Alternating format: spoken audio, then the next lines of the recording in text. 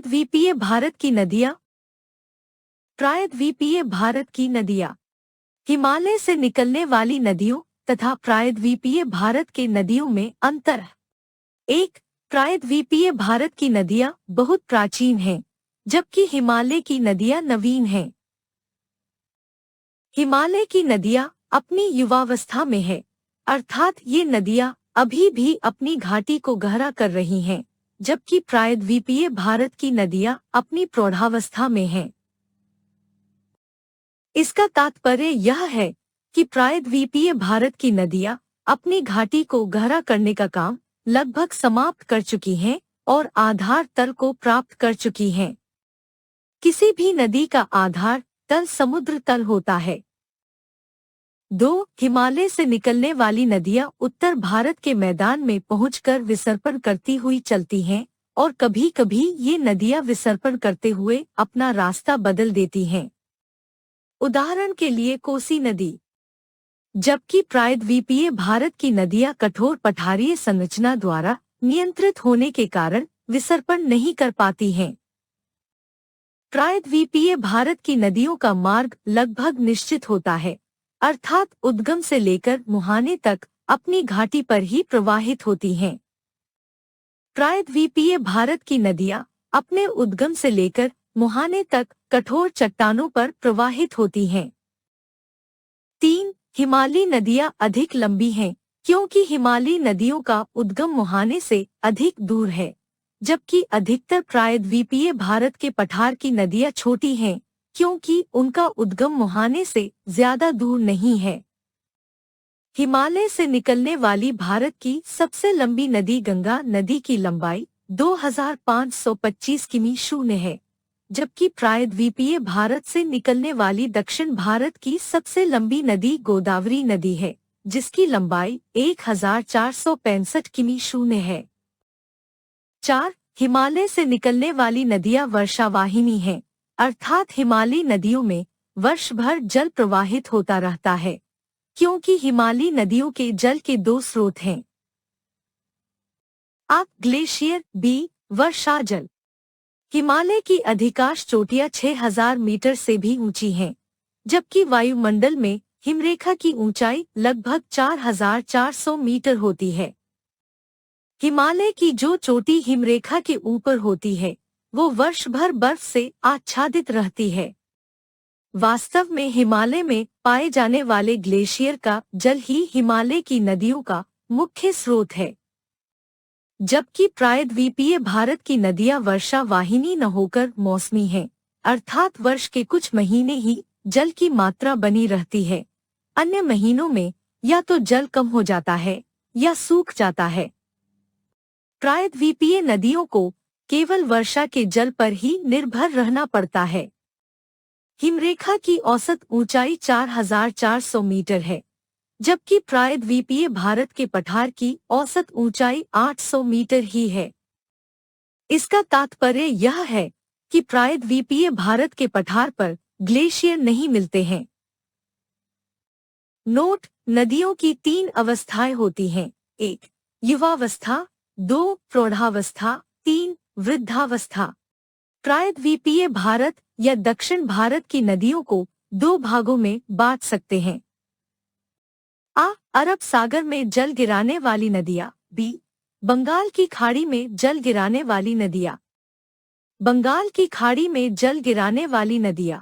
बंगाल की खाड़ी में जल गिराने वाली या पूर्वी तट पर प्रवाहित होने वाली दक्षिण भारत की नदियों का उत्तर से दक्षिण की ओर क्रम इस प्रकार है: दामोदर, स्वर्णरेखा, वैतरणी, ब्राह्मणी, महानदी, गोदावरी, कृष्णा, पेन्नार, कावेरी, वैगाई और ताम्रपर्णी।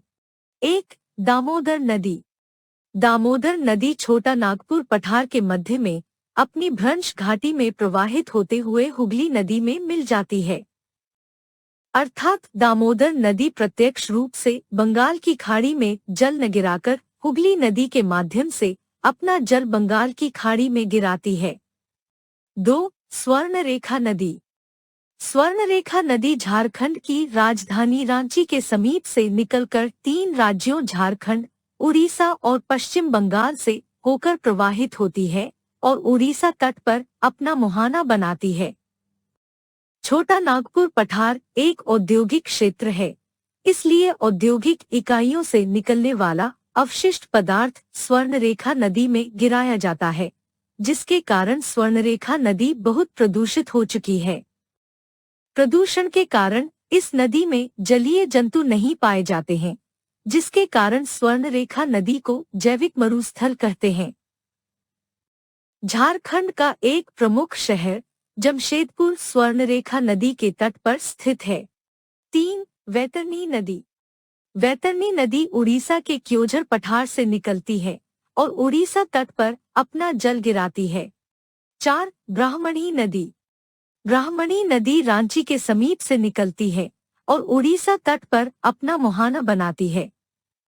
छोटा नागपुर पठार से 3 नदियां दामोदर नदी, स्वर्णरेखा नदी और ब्राह्मणी नदी निकलती हैं, जबकि वैतरणी नदी छोटा नागपुर पठार से न निकलकर क्योंझर पठार से निकलती है। 5. महानदी।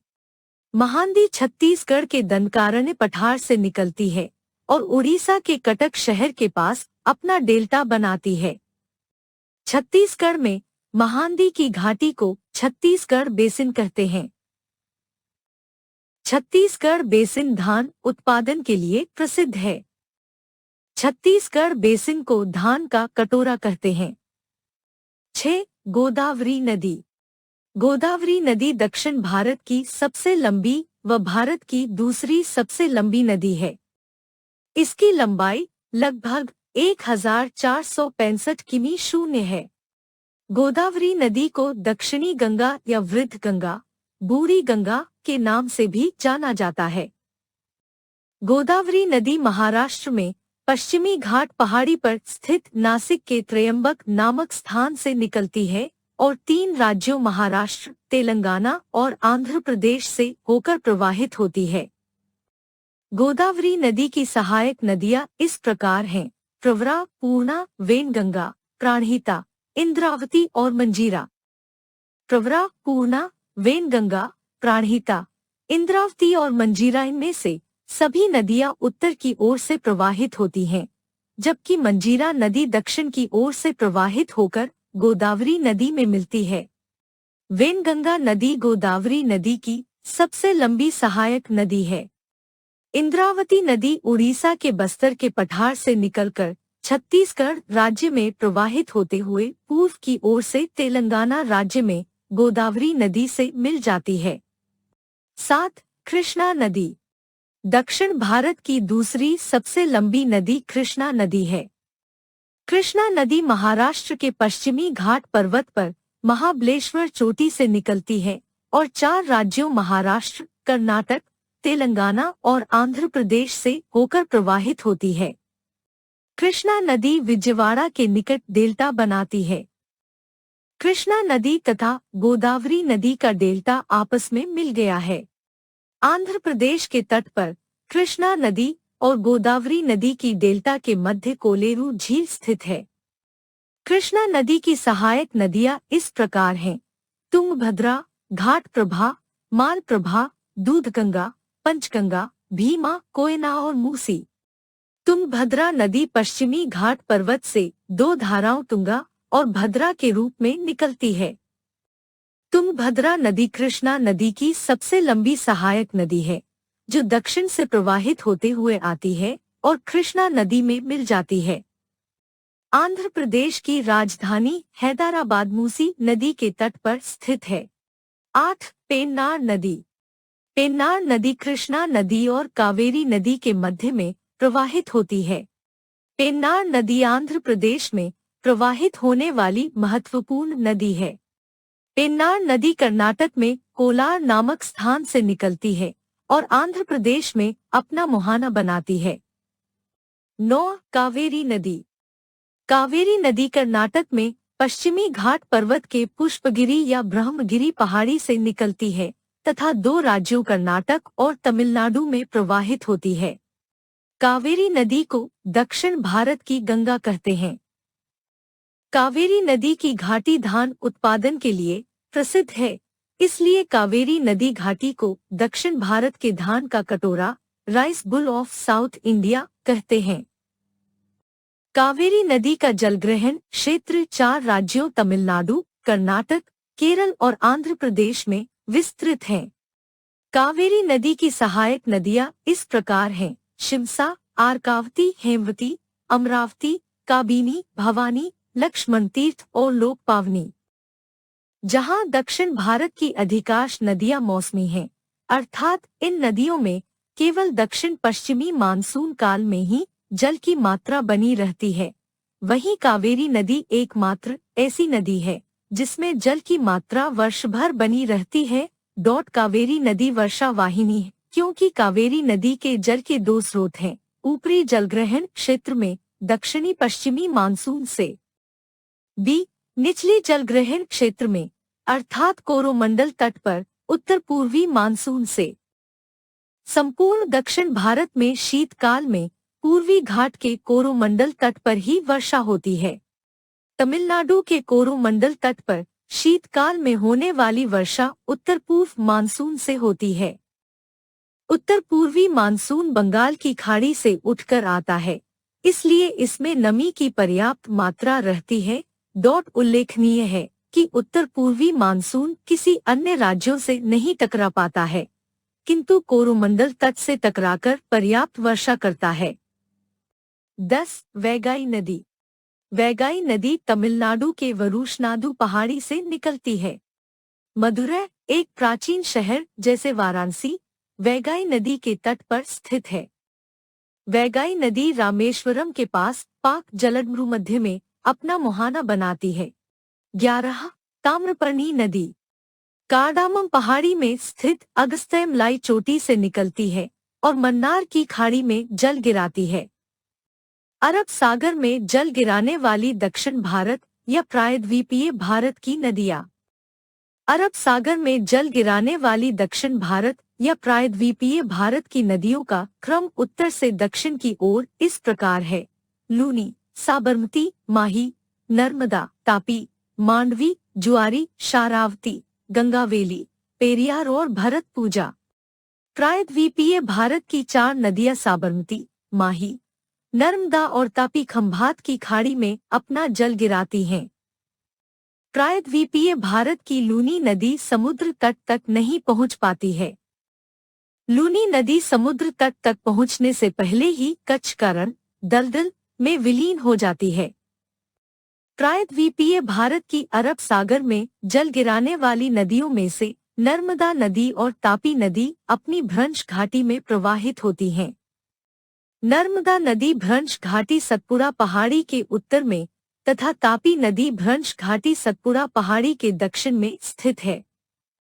नर्मदा और तापी नदियां प्रायद्वीपीय पठार के सामान्य ढाल के विपरीत अपनी भ्रंश घाटी में पश्चिम की ओर प्रवाहित होती हैं तथा खंभात की खाड़ी में जल गिराती हैं।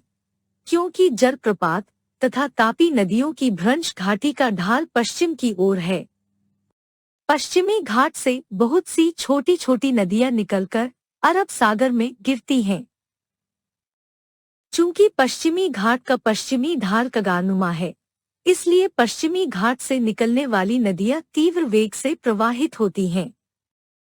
तीव्र वेग से प्रवाहित होने के कारण ये नदियां जलप्रपातों अथवा झरनों का निर्माण करती हैं। माही नदी कर्क रेखा को 2 बार काटती है और खंभात की खाड़ी में अपना जल गिराती है। लूनी नदी। लूनी नदी उत्तरी राजस्थान में अरावली पहाड़ी से निकलती है तथा सांभर झील से होकर गुजरती है और गुजरात के कच्छ का रण दलदल में विलीन हो जाती है। लूनी नदी को समुद्र तट नहीं मिलता है, अर्थात समुद्र तट तक पहुंचने से पहले यह कच्छ का रण में विलीन हो जाती है। साबरमती नदी। गुजरात की राजधानी गांधीनगर तथा गुजरात का सबसे बड़ा शहर अहमदाबाद साबरमती के तट पर स्थित है। साबरमती नदी राजस्थान के उदयपुर जिले में मेवाड़ से निकलती है और खंभात की खाड़ी में अपना जल गिराती है। माही नदी। माही नदी मध्य प्रदेश में विंध्य पर्वत से निकलती है और खंभात की खाड़ी में गिरती है। माही नदी 3 राज्यों मध्य प्रदेश, राजस्थान और गुजरात से होकर प्रवाहित होती है। माही नदी राजस्थान में कर्क रेखा को 2 बार काटती है। नर्मदा नदी। नर्मदा नदी अरब सागर में जल गिराने वाली प्रायद्वीपीय भारत की नदियों में सबसे लंबी नदी है। नर्मदा नदी गोदावरी नदी और कृष्णा नदी के बाद प्रायद्वीपीय भारत की तीसरी सबसे लंबी नदी है। नर्मदा नदी मैकार पहाड़ी पर स्थित अमरकंटक चोटी से निकलकर पश्चिम में अपनी भ्रंश घाटी में प्रवाहित होती है और भड़ौचा भरूच के पास अपना मुहाना बनाती है। मध्य प्रदेश का शहर जबलपुर और गुजरात का शहर भड़ौच नर्मदा नदी के तट पर स्थित है। नर्मदा नदी 3 राज्यों मध्य प्रदेश, महाराष्ट्र और गुजरात से होकर प्रवाहित होती है। नर्मदा नदी की सर्वाधिक लंबाई मध्य प्रदेश राज्य में है। नर्मदा नदी जबलपुर के पास भेड़ा घाट पर संगमरमर की चट्टानों में एक भव्य और सुंदर जलप्रपात बनाती है, जिसे हम धुआंधार जलप्रपात या कपिलधारा जलप्रपात कहते हैं। 5. तापी नदी। तापी नदी महादेव पहाड़ी के समीप बैतूल पठार से निकलती है तथा सतपुड़ा पहाड़ी के दक्षिण में अपनी भ्रंश घाटी में प्रवाहित होती है और सूरत के समीप खंभात की खाड़ी में अपना जल गिराती है। सूरत तापी नदी के मुहाने पर, जबकि भड़ौच नर्मदा नदी के मुहाने पर स्थित है। जहां नर्मदा भ्रंश घाटी सतपुड़ा पहाड़ी के उत्तर में स्थित है, वहीं तापी नदी की भ्रंश घाटी सतपुड़ा पहाड़ी के दक्षिण में स्थित है। सतपुड़ा पहाड़ी नर्मदा तथा तापी भ्रंश घाटी के मध्य स्थित ब्लॉक पर्वत है। तापी नदी अरब सागर में जल गिराने वाली प्रायद्वीपीय भारत की नदियों में नर्मदा नदी के बाद दूसरी सबसे बड़ी नदी है। नर्मदा नदी की भांति तापी नदी भी 3 राज्यों मध्य प्रदेश, महाराष्ट्र और गुजरात से होकर प्रवाहित होती है। गुजरात में उकाई और काकरापार जल विद्युत परियोजनाएं तापी नदी पर ही स्थित हैं। सह्याद्री अर्थात पश्चिमी घाट से निकलकर अरब सागर में गिरने वाली नदियां। सह्याद्री अर्थात पश्चिमी घाट से निकलकर अरब सागर में गिरने वाली नदियां बहुत छोटी छोटी हैं। पश्चिमी घाट का पश्चिमी ढाल कगारनुमा होने के कारण पश्चिमी घाट में प्रवाहित होने वाली नदियां अत्यंत तीव्रगामी होती हैं। पश्चिमी घाट से निकलकर अरब सागर में जल गिराने वाली नदियों के 2 स्रोत हैं। जून से लेकर सितंबर तक दक्षिणी पश्चिमी मानसून पश्चिमी घाट से टकराकर भारी वर्षा करता है।